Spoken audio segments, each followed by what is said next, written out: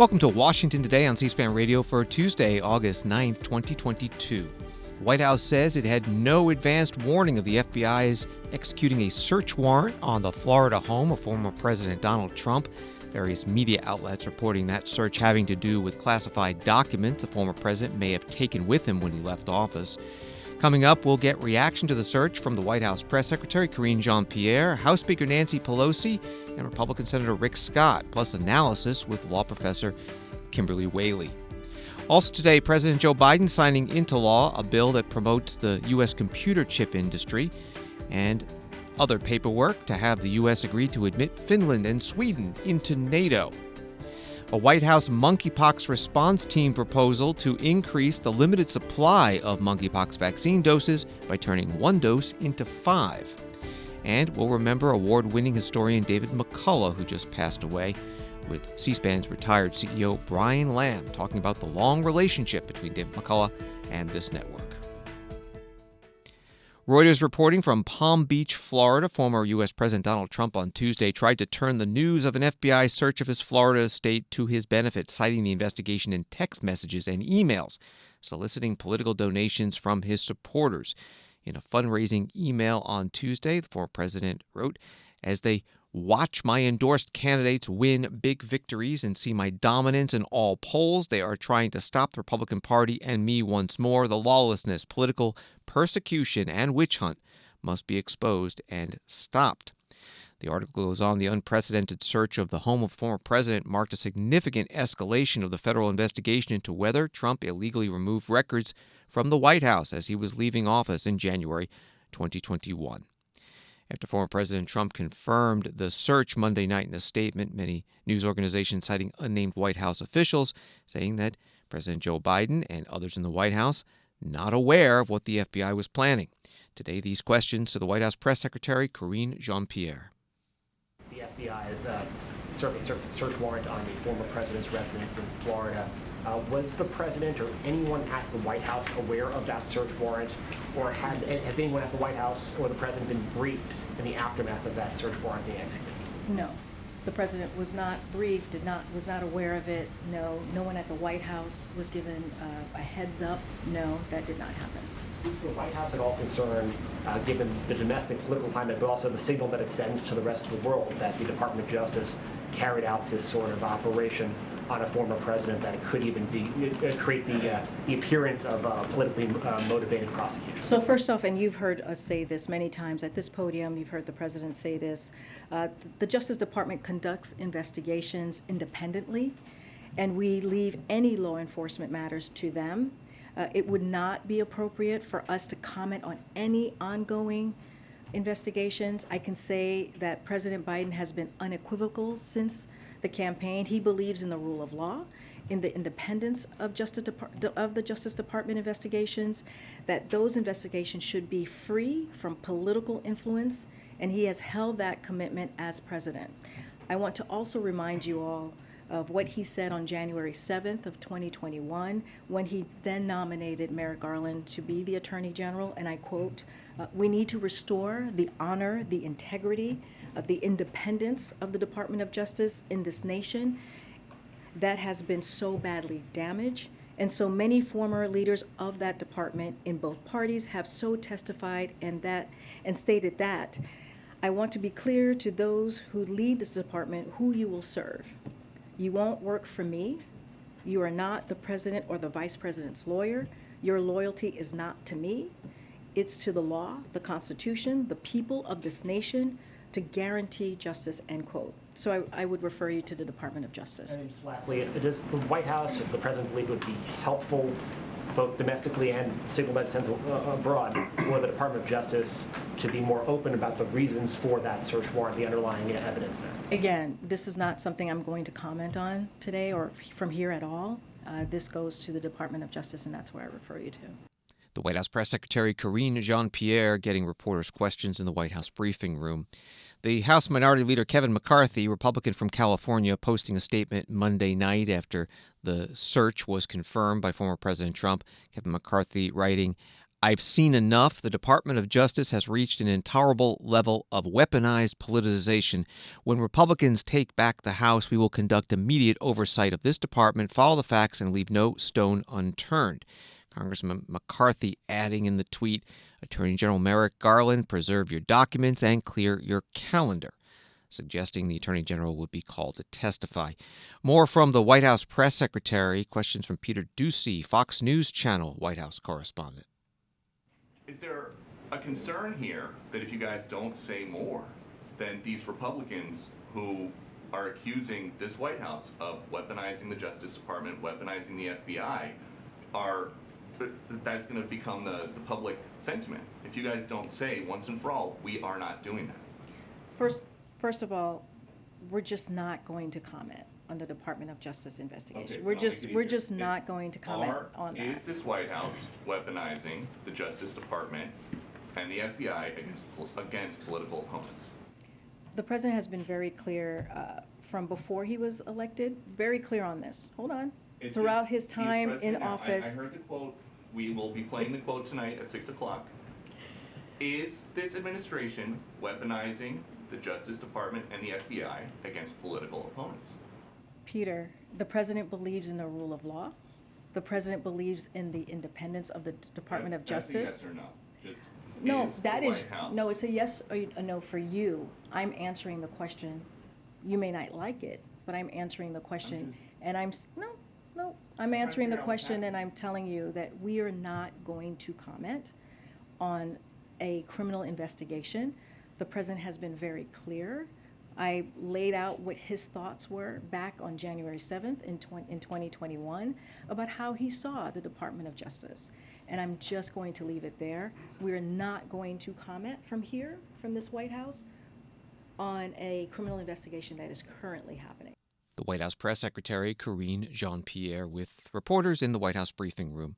House Speaker Nancy Pelosi, Democrat from California, interviewed this morning on NBC's Today Show. She, too, said she was not given a heads up about the FBI's action at Mar-a-Lago.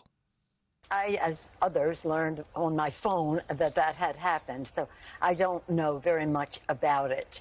But again, I'm sure that information will be revealed, and when it does, we'll find out what they were looking for. It seems to have something to do with presidential documents, but I really am not in a position to talk about it because all I know is what's in the public domain. Does it strike you as a pretty serious step for the Justice Department to take? Yes, I think it does. I was questioning it because all I saw on my phone was that Donald Trump said that the visit took place and described it in pretty harsh terms.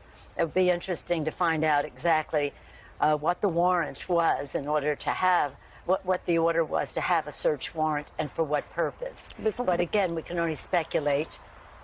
And before we leave it, I just want to mention House Republican leader, your counterpart, Kevin McCarthy, put out a statement responding to the search. And he said, in part, when Republicans take back the House, we will conduct immediate oversight of this Justice Department. Attorney General Garland, preserve your documents and clear your calendar. Do you have a response? Well, first of all, I think the Democrats are going to win the House. We've been prepared for it for a long time, and now with what's happening with Roe v. Wade and the legislation that we are passing, I think that whatever the leader is saying is probably idle. But nonetheless, we believe in the rule of law, and that's what our country is about, and no person is above the law, not even the President of the United States, not even a former President of the United States.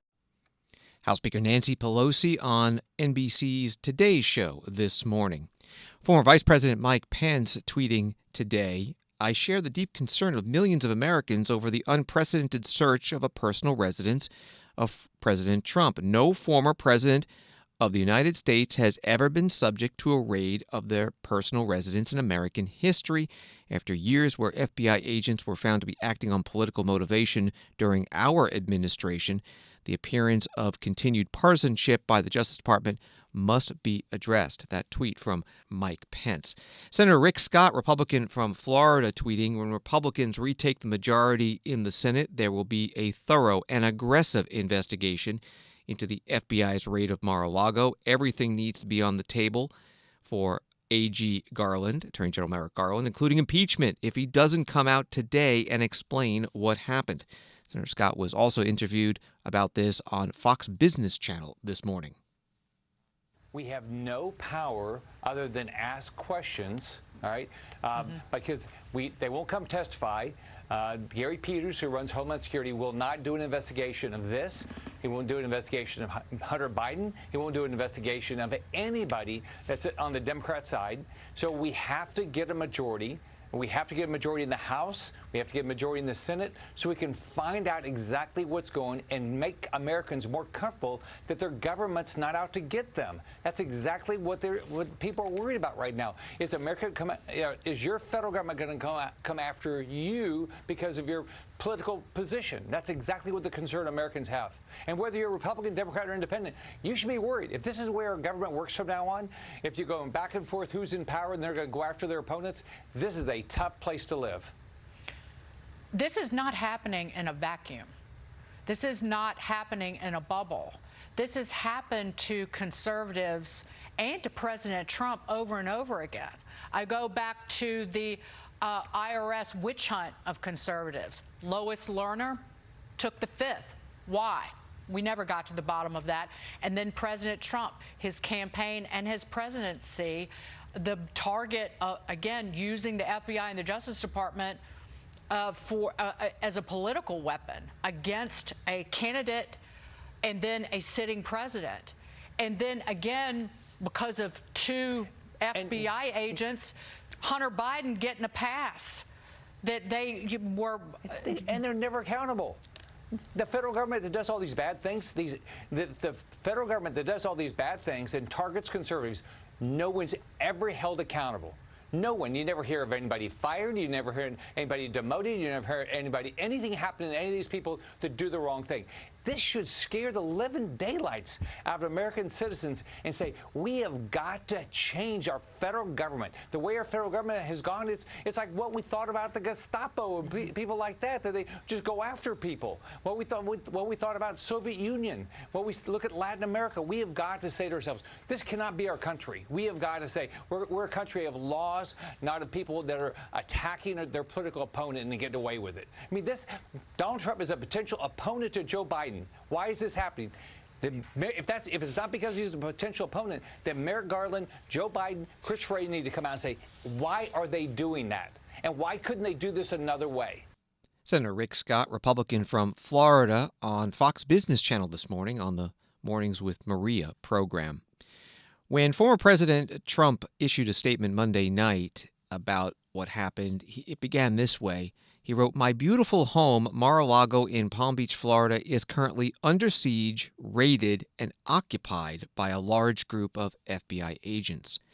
C-SPAN asked law professor Kimberly Whaley whether raid is the right term to use in this situation and what may be behind the FBI's actions. Well, a raid is not a legal term, so that's not a term that I would use, and it's also, I think, a bit incendiary and misleading. This was the execution of a warrant under the Fourth Amendment to the United States Constitution. George III, the King of England, at the time of the Revolution, had the power to issue what are called general warrants, where they could, his officers could go into homes and just randomly raid them. And the framers were upset about that, did not want that authority for the American government. So it's actually many steps of the process it has to go through, both within the federal government, including through FBI Director Christopher Wray, who was appointed by Donald Trump, through the Justice Department and to a federal judge. And there's a standard, we call it probable cause, but there has to be an affidavit articulating evidence under oath that demonstrates to the judge that there's probable cause to believe that there's evidence of a crime on the premises. The warrant has to be very particularized. The FBI or the people that conduct this search are not allowed to just grab things that they want. If there is evidence of a crime in plain sight, they can take that. But even after what happened yesterday, there's a very careful process to protect materials that aren't covered by the warrant. So, that's kind of a rhetoric. It's sort of a politics to call it a raid. But this is really the justice system under the Constitution functioning as it should. The fact that it happens to be Donald Trump really is because he didn't comply, it looks like, with the Presidential Records Act. So we all have to have accountability and consequences for our actions, including former presidents. So if he didn't want to see something like this happen, he should have complied with the law, frankly. Well, he said in his statement that this was unnecessary, that he had been cooperating with all government agencies. Well, again, if that is his point of view, but he did take 15 boxes. We know that alone, right? And we also know reportedly they contained communications, for example, with North Korean dictator Kim Jong-un. We also know from Cassidy Hutchinson, who testified before the January 6th committee, top aide to Mark Meadows, who was Donald Trump's chief of staff, that she witnessed Mark Meadows burning documents in the White House. So unfortunately, Donald Trump's word is no longer, if it ever was, frankly, something that people can rely on. Maybe people love him for that, but that's not how the system of justice works. Things have to be authenticated and verified. And for, a long time ago, with thousands and thousands of lies out of the White House, Donald Trump lost the ability to stand behind his word. He's no Abe Lincoln in that regard. And so I have no access to the warrant. I don't know why the Justice Department and the FBI decided they had to do this, and presumably in order to preserve any records for fear that maybe they'd be destroyed or something could happen to them. But Donald Trump's statement is unfortunately not something that I put a ton of weight in here when it comes to the various levels of independent oversight that had to happen for yesterday's historic event to occur. You mentioned the Presidential Records Act. What questions do you think that judge was asking when the FBI went to him or her to get this warrant granted? Well, this is a very high level. The fact that it is a former president means this judge wanted to see a extremely high level of proof that there is probable cause to believe there's evidence of a crime there.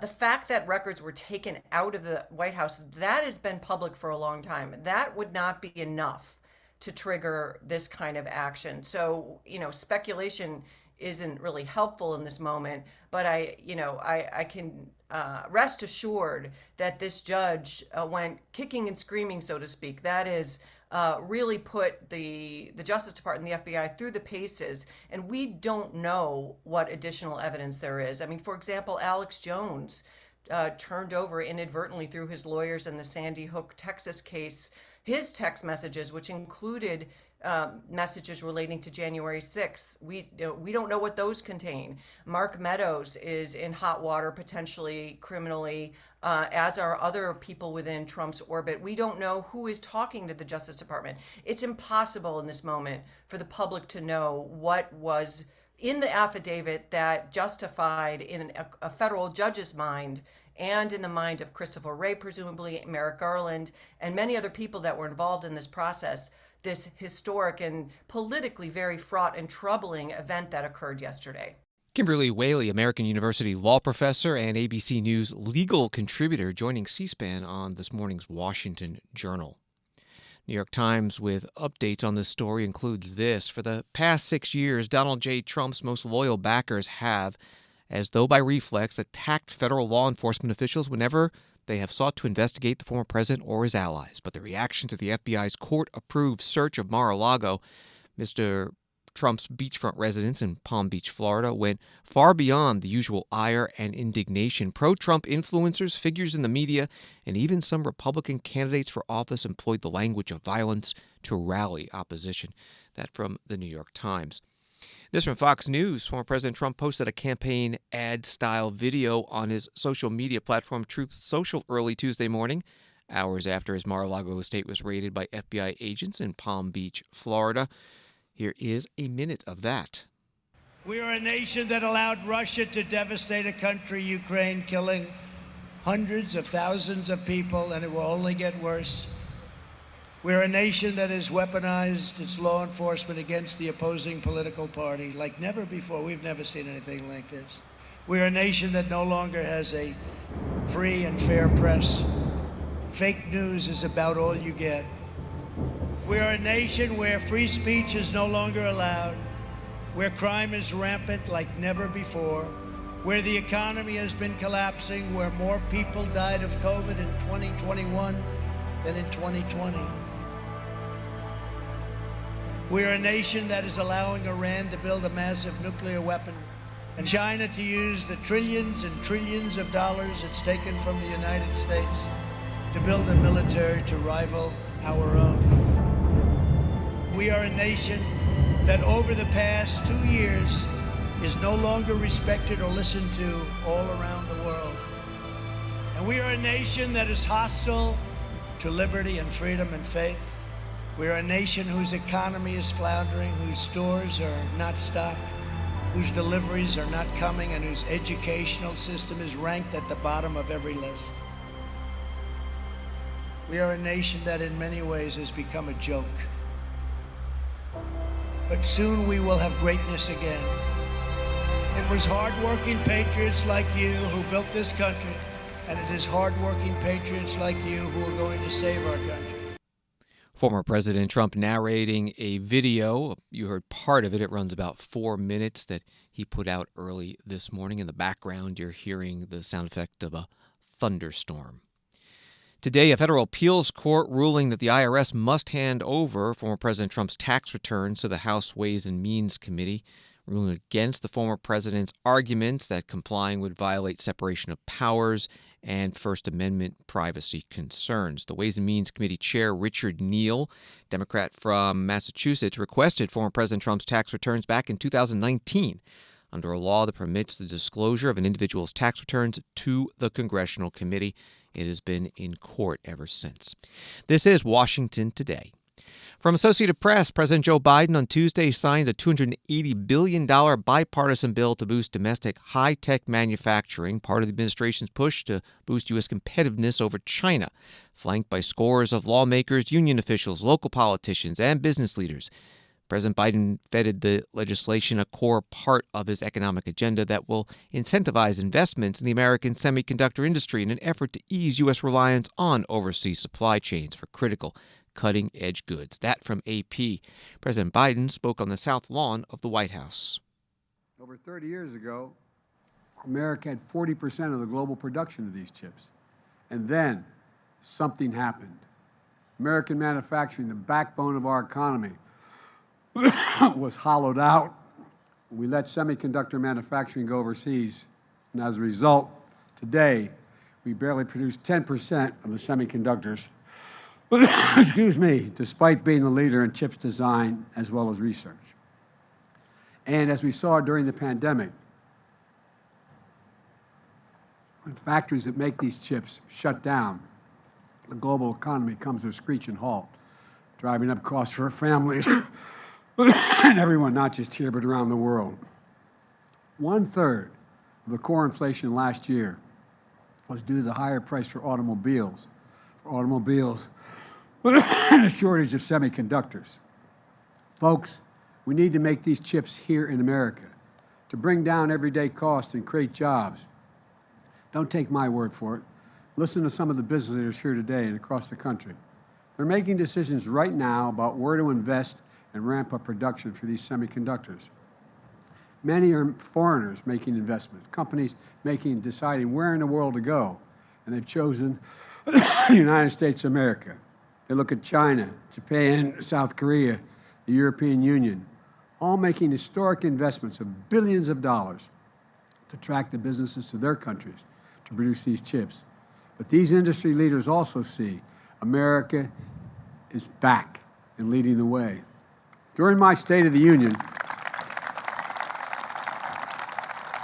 I described the Field of Dreams on 1,000 acres outside of Columbus, Ohio, where America's future will be built.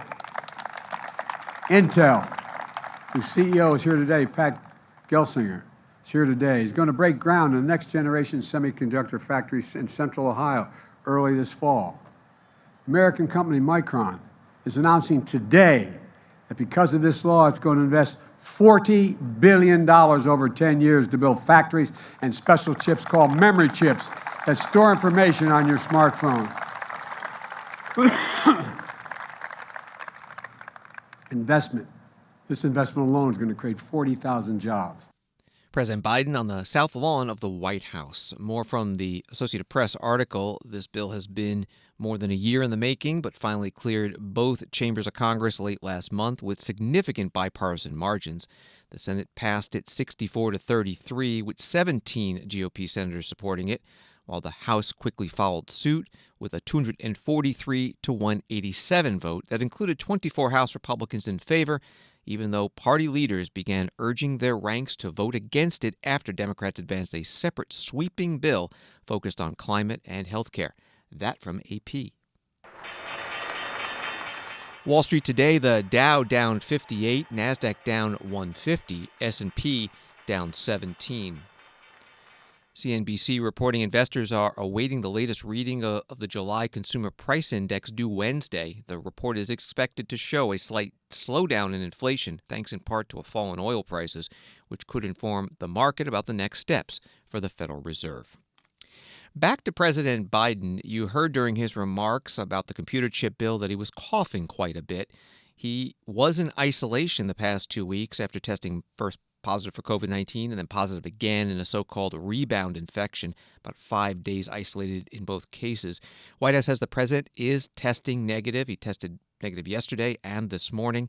The White House Press Secretary Karine Jean-Pierre asked about the coughing. At the earlier chip signing, the president had several coughing episodes. Is it possible to get an update from his physician about his status after his recovery from COVID, please? So as you know, we shared his negative test today. He has tested negative Saturday, Sunday, and Monday, and now today. We have also said many times, I think during the briefing when we were talking about his COVID case, that he experiences coughs from time to time, independent of him getting COVID. And what he's experiencing right now is the lingering effects of COVID, which is something I'm sure many of us who have had COVID have endured or have to deal with. And so that's what you're seeing at this time. Is there no update from the physician? No, there's no update needed. We had actually said that this was a possibility. We had been clear about that. We actually shared that he has an inhaler that he uses from time to time because he has experienced coughs, as you've heard him from even before COVID, that he has dealt with, and basically what you're seeing right now is lingering effects of that. And we spoke to the doctor about this, and that's what he relayed to us specifically. The White House Press Secretary Karine Jean-Pierre. The White House Monkeypox response team giving an update on the fight against that virus today. Health and Human Services Secretary Javier Becerra talking about a plan to stretch out the supply of monkeypox vaccine doses by allowing providers to inject 1/5 of the currently authorized dose. On May 18th, the first case of monkeypox was reported in the U.S. Today, we have some 8,900 cases that have been reported. At the time that first case was reported, within 2 days, we at HHS began to ship out vaccines to the various states that were asking for help. To date, we've made more than 1.1 million vaccine doses available throughout the country, and we've delivered more than 620,000 of those doses. We've also deployed more than 15,000 courses of the TPOX treatment and have increased the country's capacity to administer tests on a weekly basis to some 80,000. Last week, I declared a public health emergency to address the monkeypox outbreak. Today, we take another important step. I've exercised my authority under the Section 564 of the Food, Drug, and Cosmetic Act to allow the FDA to take further measures to safely increase the availability of vaccines to prevent monkeypox. Dr. Califf, the FDA commissioner, We'll go into greater detail on FDA's issuance of an emergency use authorization for the Jynneos vaccine and what today's FDA action means for patients, providers, and states and jurisdictions. This is very welcome news in our fight against monkeypox. Today's action will boost and strengthen our response further. It safely accelerates and multiplies our supply of effective vaccines by up to 5-fold. Today's action also reaffirms HHS and this administration's commitment to using all available resources and capabilities to end the monkeypox outbreak and provide the best possible care to those suffering from the virus. Health and Human Services Secretary Javier Becerra at today's virtual White House Monkeypox Response Team news conference. The FDA commissioner that he referred to, Dr. Robert Califf, went on to say that there's a study that shows a 1/5 monkeypox vaccine dose injected into the skin rather than a full dose into the underlying fat produces a similar immune response. And Bob Fenton, White House Monkeypox Response Coordinator, says the federal government has distributed 670,000 vials of monkeypox vaccine and has 400,000 vials, or a little bit more than 400,000 vials, in the national stockpile ready to be shipped as needed. And with this 5 times increase, it could vaccinate 2 million Americans. The emergency use authorization also allowing for the vaccination of children.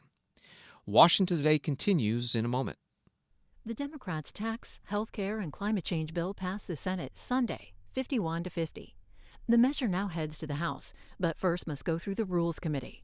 Watch their work live Wednesday at 2 p.m. Eastern on C-SPAN. On C-SPAN Now, our free mobile video app, or online at cspan.org. And that House Rules Committee meeting on Tuesday, also live on C-SPAN Radio. Listen on your smart speaker. Say play C-SPAN Radio. Welcome back to Washington Today, which you can get as a podcast on the free C-SPAN Now mobile video app and wherever you get your podcasts. An AP story from Monday begins from Philadelphia to Portland to Los Angeles. Killings and gun violence are rising at the same time officers worn out by the pandemic and disillusioned over the calls to divest from policing are quitting or retiring faster than they can be replaced. Departments are scrambling to recruit in a tight labor market and also rethinking what services they can provide. Many have shifted veteran officers to patrol, breaking up specialized teams to keep up with 911 calls. That from AP. Today, there was an event that promoted National Faith and Blue Weekend. It's going to be in October. And according to the group's website, it facilitates safe and stronger communities by engaging law enforcement officers and local residents through the connections of faith-based organizations. Joining the law enforcement group representatives and faith group representatives, the U.S. Homeland Security Secretary, Alejandro Mayorkas. We live in an extremely challenging time, a time when the bounds of trust between our communities and law enforcement are frayed, and the threat landscape is dynamic. In our increasingly interconnected society, trust is a key element of achieving public safety. The reality is that we can only strengthen and rebuild the bonds of trust by our actions. We are working with all of you, in partnership with you, in a number of different ways. We share information and intelligence with you, seeking to reach the broadest audience possible at the lowest classification level possible.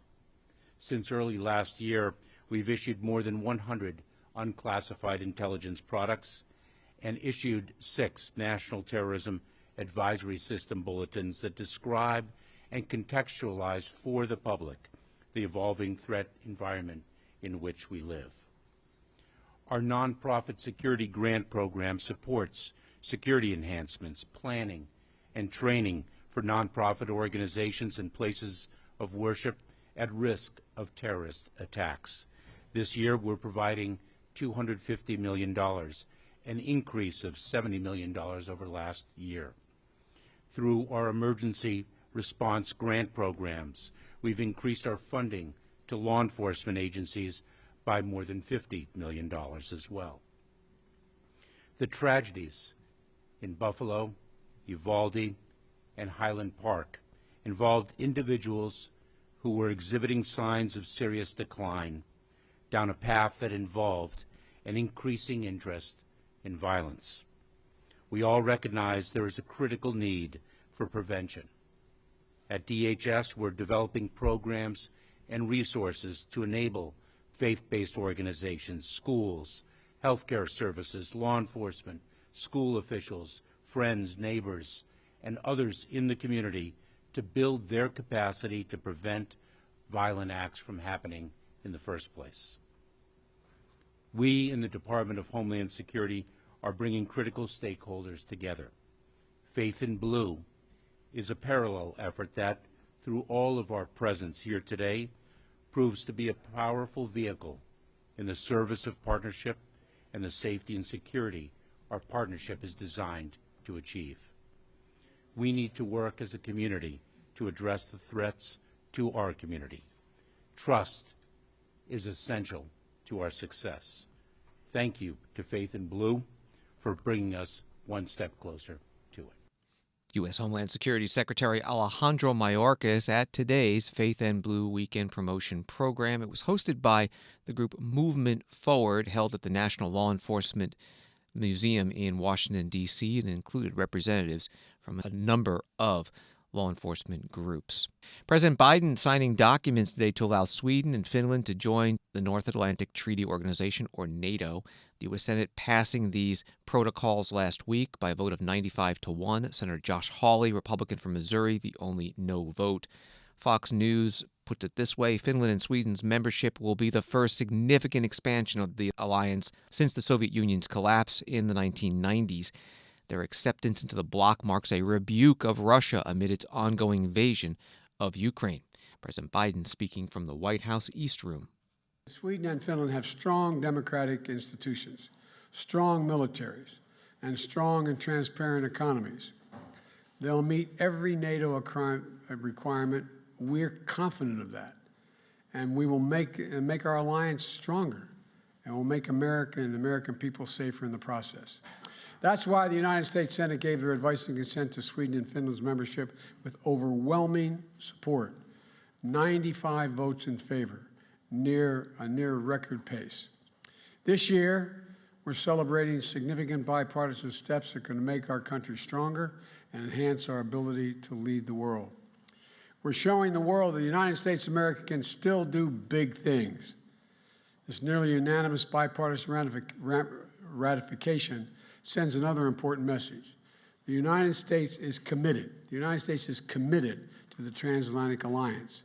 Together with our allies and partners, we're going to write the future we want to see, the future we want to see. And in a moment when Putin's Russia has shattered peace and security in Europe, when autocrats are challenging the very foundations of a rule-based order, the strength of the transatlantic alliance and America's commitment to NATO is more important than it's ever been. That's why in June in Madrid, at a pivotal NATO summit, all 30 nations came together to invite Finland and Sweden to apply. It was a display of allied unity, allied strength, and allied resolve. Proof that NATO's door remains open to countries in Europe that share our values and that meet the high standards of our alliance. Putin thought he could break us apart. When this all started, he believed he could break us apart, in my view, weaken our resolve. Instead, he's getting exactly what he did not want. He wanted the Finlandization of NATO, but he's getting the NATOization of Finland along with Sweden.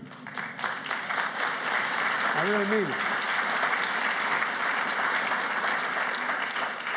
In seeking to join NATO, Finland and Sweden are making a sacred commitment that an attack against one is an attack against all. President Joe Biden at the White House. A story from NDTV out of India. According to a NATO list, the Czech Republic, Greece, Hungary, Portugal, Slovakia, Spain, and Turkey have yet to formally agree to the entry of Sweden and Finland into NATO out of the 30 NATO countries. The story goes on, but in fact only Turkey has posed a challenge, demanding certain concessions from Finland and Sweden to back their memberships. Ankara has demanded the extradition of dozens of government opponents it labels terrorists from both countries in exchange for its support.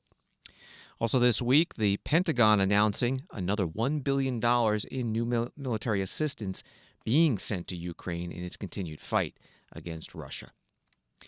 David McCullough, writes the New York Times, who is known to millions as an award-winning best-selling author and an appealing television host and narrator with a rare gift for recreating the great events and characters of America's past, died on Sunday at his home in Hingham, Massachusetts, southeast of Boston. He was 89. Mr. McCullough won Pulitzer Prizes for 2 presidential biographies, Truman, 1992, and John Adams, 2001. He received National Book Awards for The Path Between the Seas, The Creation of the Panama Canal, 1977, and Mornings on Horseback, 1981, about the young Theodore Roosevelt and his family. That from New York Times. David McCullough also awarded the Presidential Medal of Freedom in 2006. McCullough was on C-SPAN a lot over the years. In 2019, an interview for his latest book, he spoke about growing up in Pittsburgh and learning to love history. As Mark Twain showed us in his work, river towns are story towns.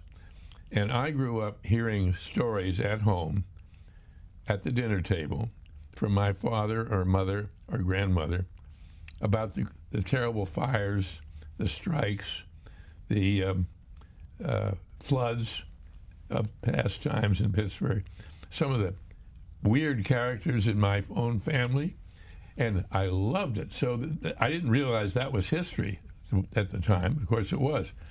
David McCullough on C-SPAN's Q&A program in 2019. The host of that program, and many more like it over the years, Brian Lamb, retired C-SPAN CEO. He reflects on the death of David McCullough. David McCullough was the kind of person that when he walked into our studios, everybody lit up. Smile on his face, his camaraderie with everybody, his warmth. It just was one of those people. He was just one of those people that people liked. And he was rarely political. As a matter of fact, I almost dropped off my chair when I was interviewing him a couple years ago, and he admitted having voted for Gerald Ford in the 1976 election. He rarely ever said who he voted for, or I don't think he was a Republican. I think he was very independent. But he also spoke to our whole staff, our colleagues here at C-SPAN, on our 20th anniversary. And that was, believe it or not, that was 23 years ago. And it was a memorable evening. We have about 77 videos in our library of David McCullough. I interviewed him about 10 different times, from Quincy, Massachusetts, to Thomaston, Maine, to down here in our studios. And it was always a very positive experience. I always loved to ask him, what's his next book? And he was reluctant sometimes to say, because he didn't want people to know what it was, or he hadn't made up his mind. But everybody liked the man, including, I was last night on Twitter, which I don't normally do, and I was looking around to see what people were saying about him. It took me an hour to read all the tweets about David McCullough, and most of them on the left, on the right, in the middle were all saying, what a tremendous loss, what a great historian, what a tremendous human being. So the memory of David McCullough for C-SPANers is right at the top. He did us a lot of favors by just coming here and talking to us and talking to our audience, and he always made it sound so important, and we appreciated that very much over the years. We'll miss him and his very lovely wife, Rosalie, and his daughter, Dory, who I had an interview with her on Q&A, and actually I think it was a Book Notes interview a number of years ago, and she was his manager. But what a strange experience to see two people who have been married over 60 years die within 2 months of each other at age 89. We'll miss David McCullough and Rosalie, and we wish the family the best. Brian Lamb, C-SPAN's retired CEO. You can find all of the David McCullough interviews and other programming on Book TV at our video library at cspan.org. Dave McCullough dying on Sunday at the age of 89.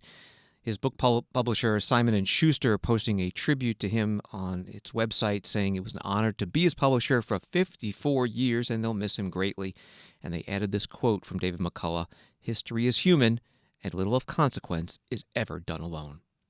Thanks for listening to Washington Today. Sign up for C-SPAN's evening newsletter Word for Word to get more of Washington's top stories sent to you each day. Go to c-span.org/connect. Have a good night.